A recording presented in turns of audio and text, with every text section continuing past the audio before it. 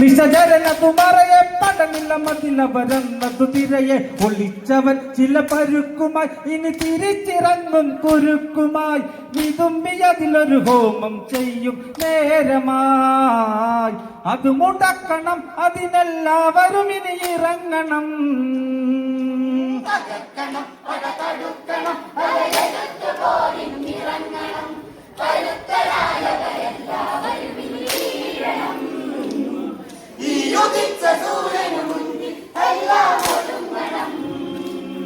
വിഭീഷണ ജീവിതമെന്നു പറഞ്ഞത് കേട്ട് രാഘവനാജ്ഞ കൊടുത്ത് വാനര സൈന്യ സമൂഹമതങ്ങിന് തിരയുന്നു ആ കാടിനകത്ത് മണ്ടോദരി അവൾ കാവലിരുന്ന് ഹോമാഗ്നികളന്നാളി പടർന്ന് കുരങ്ങുകൾ കഥ അറിഞ്ഞവർ